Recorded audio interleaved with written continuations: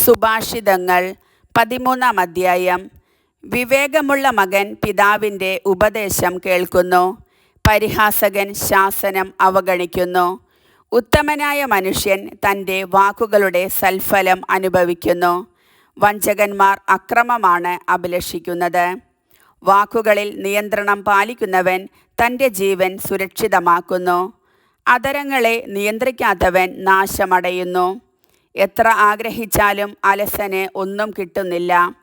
സ്ഥിരോത്സാഹിക്ക് സമൃദ്ധമായി ലഭിക്കുന്നു. നീതിമാൻ കാപഢ്യത്തെ വെറുക്കുന്നു. ദുഷ്ടൻ ലജ്ജയും അഭിമാനവും വെടിഞ്ഞ് പ്രവർത്തിക്കുന്നു. സത്യസന്ധമായി പെരുമാറുന്നവനെ നീതി കാത്തുകൊള്ളും. ദുഷ്ടനെ പാപം നിലം പതിപ്പിക്കുന്നു. ഒരുവൻ ധനികനെന്ന് നടിക്കുന്നു, എങ്കിലും അവന് യാതൊന്നും ഇല്ല. അപരൻ ദരിദ്രനെന്ന് നടിക്കുന്നു, എങ്കിലും അവന് ധാരാളം സമ്പത്തുണ്ട്. ജീവൻ വീണ്ടെടുക്കാനുള്ള മോചനദ്രവ്യമാണ് മനുഷ്യന് സമ്പത്ത്, എന്നാൽ ദരിദ്രന് മോചനത്തിന് മാർഗമില്ല. നീതിമാന്റെ ദീപം തെളിഞ്ഞു പ്രകാശിക്കും, ദുഷ്ടന്റെ വിളക്ക് അണഞ്ഞുപോകും.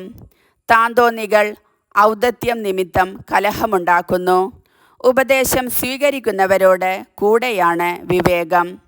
അനായാസമായി നേടിയ സമ്പത്ത് ക്ഷയിച്ചു പോകും. അല്പാൽപമായി കരുതി വയ്ക്കുന്നവൻ അത് വർദ്ധിപ്പിച്ചു കൊണ്ടിരിക്കും. സഫലമാകാൻ വൈകുന്ന പ്രതീക്ഷ ഹൃദയത്തെ വേദനിപ്പിക്കുന്നു.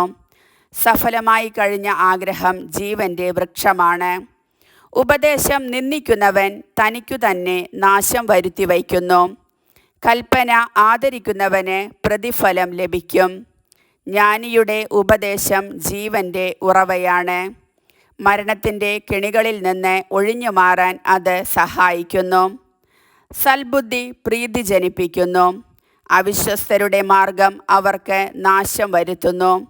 വിവേകി എന്തും ആലോചനയോടെ ചെയ്യുന്നു. ഭോഷനാകട്ടെ തൻ്റെ ഭോഷത്വം തുറന്നു കാട്ടുന്നു. ഔചിത്യമില്ലാത്ത ദൂതൻ ആളുകളെ കുഴപ്പത്തിലാഴ്ത്തുന്നു. വിശ്വസ്തനായ സന്ദേശവാഹകൻ രഞ്ജനം കൈവരുത്തുന്നു. ഉപദേശം അവഗണിക്കുന്നവന് ദാരിദ്ര്യവും അപമാനവും നേരിടുന്നു.